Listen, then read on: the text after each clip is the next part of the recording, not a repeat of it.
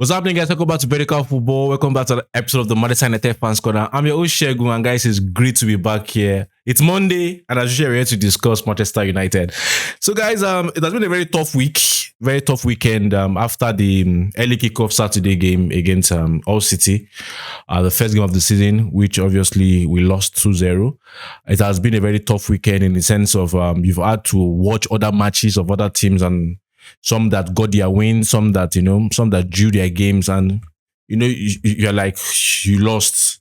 Very poor performance, very disgraceful performance from the team, and a lot of issues have come up or came up as a result of that defeat, and we want to discuss those issues. Some of those issues we'll be touching them at a deeper level in terms of what we believe exactly should be done, and some of those other issues we'll be touching them from much more general perspective in terms of what should be implemented. And so, guys, a lot of discussions we want to be having today in terms of we need to discuss what exactly is going on with the club currently, because the preseason was more or less decent. I think we had, in my opinion, the best preseason game against Leeds. And since after the Leeds game, the AC Milan preseason game, and now the Hull City game has opened us up to a lot of issues in the approach of the team. So, guys, let's discuss these issues and let's try and profile our own opinions about how Michael Carrick and the players should solve it. I think let me first of all start by saying that we always try to be honest, and sometimes whenever you are being honest, some things you say do not land well on people, on some people's decks in the right way, and people will obviously have their own opinions and disagreements about what you see and what you want to objectively analyze. But I think for me, the major concern in the last two games, that's the preseason against AC Milan and the loss to Hull City in the first game of the season, for me has been the fact that, first of all, United has not really had a solid plan A. I think for those two games, our plan A has really been very weak. It has been easy for the opponent to decipher and to pass through that plan A, and we've not had plan Bs, we've not had plan Cs, we've not had plan Ds. And even if we have had maybe certain play plan B, for example, against Hull, I think it wasn't the right kind of plan B we should have, because I explained that when I analyzed the game about our plan B against Hull City was to abandon every principle that we saw in the preseason games and to just decide to we're hoofing the ball and playing long balls and crossing the ball into the box, hoping that something happens. It was really, really sad to see. So, guys, let's go right into the points that we feel the manager and the players should work on. The first point is, and I think this is a point that we've been clamoring for seasons and years and years and years. And I think, for me, let me be very, very blunt and very, very honest with us. In the Premier League today, it has been like that in the past though, but in the Premier League in 2026, it's impossible for you to win games. It's impossible for you to dominate. It's impossible for you to succeed as you want in the Premier League in 2026 if you cannot play with intensity, if you cannot run, if you are not physical enough, if you cannot play at a very good tempo. We've said it many times. Last season, we had this discussion that the basics of the game normally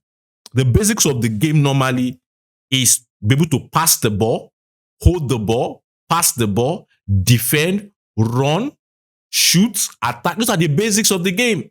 Every other thing we do within this game is built upon these basics. And running is a basic. Being physically 1v1 duels is a basic, especially in the Premier League. And if you are a side that can't run, or you are a side, because I've said it many times that there are two ways to, and I keep repeating this thing, but let me just say it again, that there are two ways to dictate the tempo in the Premier League. There are two ways. The first way is that you need to outrun your opponent.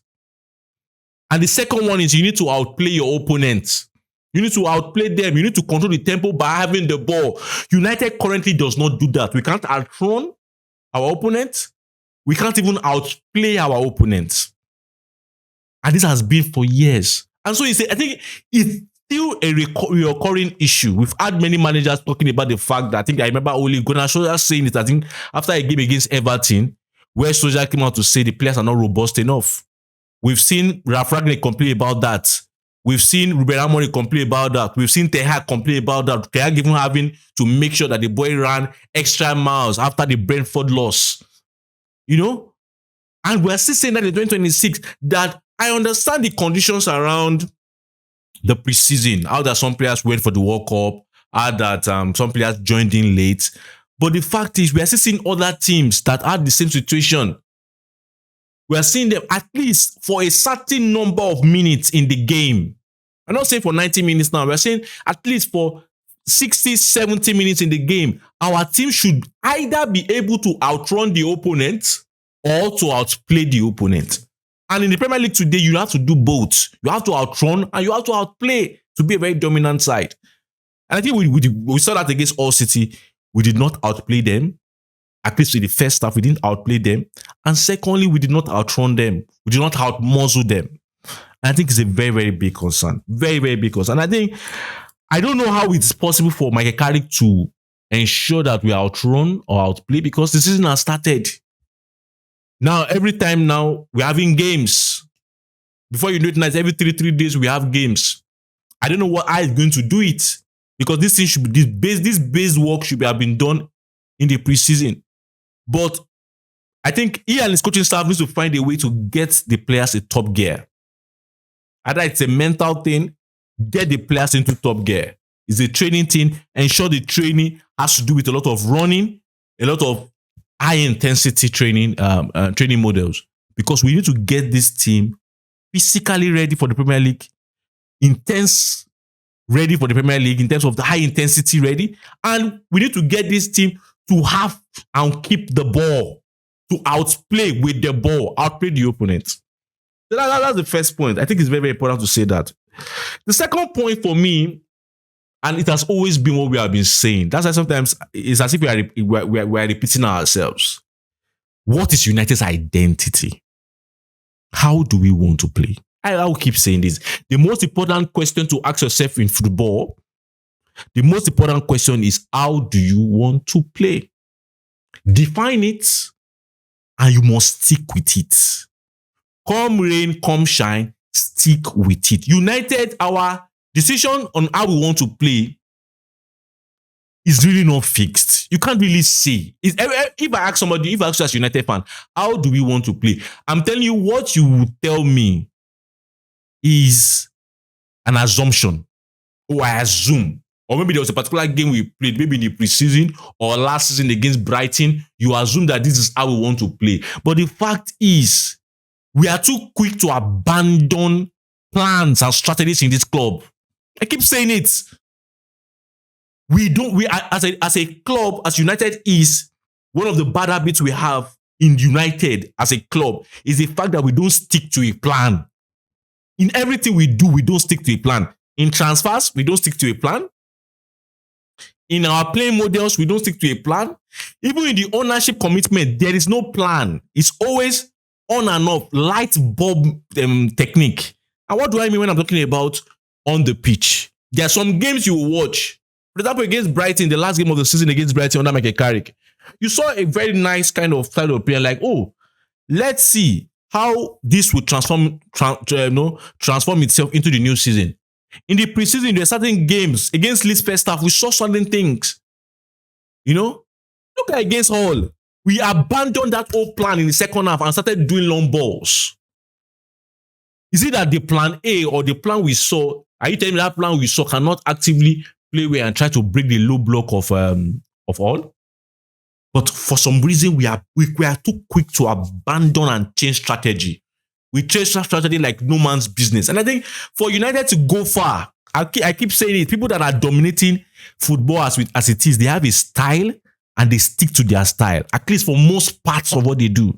I remember what I said in the preseason. I said if United wants to actually be the dominant side, this style that we have seen in Leeds' first half, we need to be able to replicate it for at least 75% of our games. For 90 minutes and at least 75% of our games. We are quick to abandon abandon strategies, abandon plans, and it's a very, very bad thing. And it's a sign of a team that will not go far. And now, what are the basics of the strategy I'm trying to talk about? Have the ball. You need to hold your destiny in your hands. I'm tired of saying this, but I have to say it. And funny enough, I watched a press conference or a post-match interview where Bruno Fernandes, after the All game, was saying that this issue, after the All City match, he was saying that this issue that they had in the All City game was just what they had last season. What was the issue? He said, when they are away, they hand over the ball to the opponent. They're not aggressive enough to demand for the ball. United, and I think this is what Michael Carrick should do and tell the boys, you must have the ball. You must have the ball. That should be the first step. You must have the ball. When you don't have the ball, collect the ball, recover the ball quickly. You must have the ball. Everything you want to do must be done with the notion of having the ball. You have to have the ball. Because an average side, look at the AC Milan game. Do you have their star players or their first starters there? Look at Hull City losing a lot of key players also for them there. But the moment they are able to do things with the ball, the moment they are able to have life in terms of having the ball and trying to do what they planned, before you know it, the confidence will step in. See, the fastest way to have confidence in this game, right? Even before you score a goal, is to have the ball. The more you have the ball, the more you move the ball, the more you are in control of the ball. With every passing, with every sideways pass, with every through pass, you are beginning to gain more and more confidence. The worst case scenario for a team like United, and it's something we should detest with all energy in our body, is when we don't have the ball. Control your destiny. United is not controlling their destiny. And maybe because I've said it many times, we've not done that for years. We felt, we're a transition side. You will not win things like that. 13 years is enough lesson to show us that sit back and counter style of play will not get us far. We need to change strategy. I remember what Enrique said. Enrique said the old way of doing things for PSG did not grant them I'm paraphrasing now, did not grant them the Champions League. Now they have to do it the new way. And they did it the new way and they have 2 Champions League. United need to do it a new way. Forget all this United DNA that we keep clamoring months ago. Create something new. And that something new should start with the foundational basis of we must have the ball. And we must do things with the ball. We must control our destiny. Next point under this identity is that we need to have systems. You know, and because when you look at the challenges we are facing, one of the challenges we are facing is having to break down low block teams. That's been an issue we've had for at least 13 years, right? When teams decide to go low block against Man United, United doesn't have solutions. And I can tell you one of the reasons why we don't have solutions to that kind of situation is because a lot of the play of United, for most part of the 13 years, has always been individual play. Whenever we want to break down low block, our own plan is get the ball to a winger, 1v1 situation, the winger should be amazing, beat players, and, maybe pass and then we can score. Right? Or, as we saw against All, in as much as we saw that also that winger situation in terms of giving Marcus Rashford the ball, try for him to do 1 or 2 things on that left-hand side, or we spam and we load balls inside with long balls and hope that something happens, individual moment, someone knocks the ball and score. But the fact is, for you to break down low block sides, you need to have patterns of play.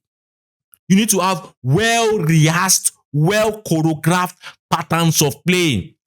And the patterns of play should be such that you practice it against 4 at the back, you practice it against 5 at the back, you practice against 6 at the back. Whatever situation, you need to be prepared. I cannot imagine, Bruno, the captain of Man United, telling us that they prepared to see, I'm paraphrasing now, that all through, all City has using a 4 through the preseason. But they were kind of like, they had the kind of issues when all City decided to play with a back 5.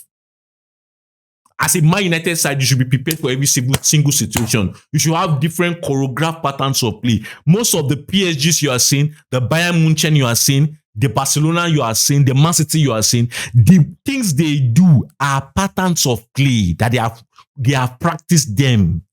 It is now ingrained in them. I know sometimes we say play to the players change, but the fact is, at a certain level, you need to have patterns of play that players can even tell you in their dream. There are still moments where you can rely on individual play. But at least a larger proportion on that should be on well choreographed, well designed patterns of play in order to break down low blocks. We've not had that. And I think these are the things Michael Carrick needs to work on. Get patterns of play. Another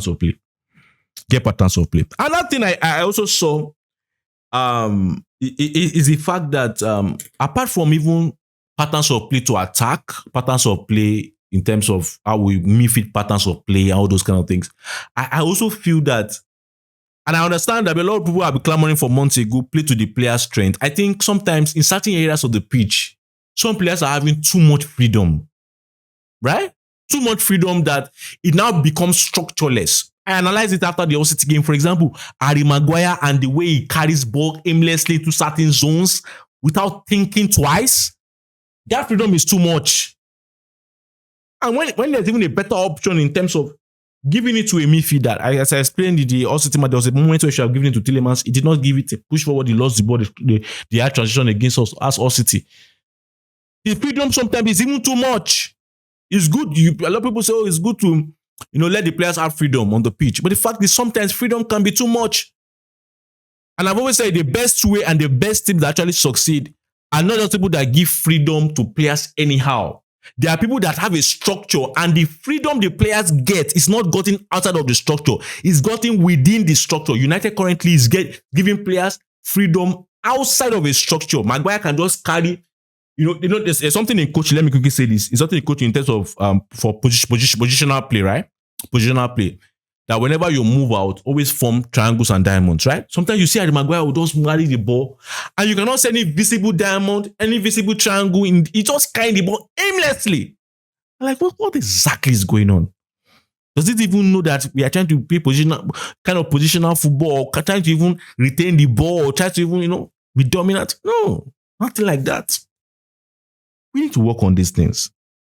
Another thing we need to work on also, which I felt also that also affected us in the All City game, was the fact that we need to starve All City of the ball. And one of the ways to starve them of the ball is to pin them back, let them be frustrated, pinning them back in the low block. Yeah, they might enjoy it in terms of defensively, but the fact is, if you pin them back and have more of the ball, with time you're able to break down that low block with your patterns of play. And I felt we still need to work on how to pin back the opponent. We need to train, out and around the box 18 in terms of how to pin back the opponent and make it our game. We need to do that. Number 3 major points in what we need to improve upon. I think our defense obviously needs to improve. I think that's clear to everybody. Not just even the defense in terms of the defensive line alone. I think the defensive structure of our team, because we saw certain moments where the defensive shape of our team, I know we defend with usually sometimes a 4, not just the 4 at the back. And I'm talking about the midfielder with the 3 at the back. Sometimes can be with a 5 in terms of 2 and then 3 defenders, 2 in the midfield and then 3 defenders. I think we need to work on that. I think we need to work on that in terms of defensive transitions. I think there were some moments in the All City game, especially in the second half, where I felt if All City was like a Brentford, if All City was like a Newcastle, if All City was like a Bournemouth, we would have collected up to 5 goals. That the defensive shape and the rest defense shape was terrible. But All City were like making misplaced passes in those places, and they couldn't capitalize on it. We have to work on that. There are some teams that is their bread and butter, and they will eat you for lunch or eat you for breakfast.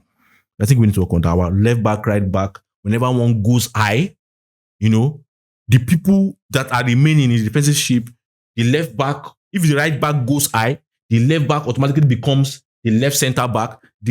Maguire or whoever is here becomes the right center back, and the person in the center becomes the CCB, and they should be able to work on the channels and stop those crosses from coming in.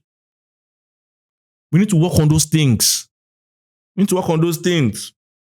Also, let me talk about the pressing situation, because I think that's another very, very important thing that a lot of people have done a lot of content on it and discussed it. And I think I've watched some clips and I've seen some pictures or graphics about our pressing structure.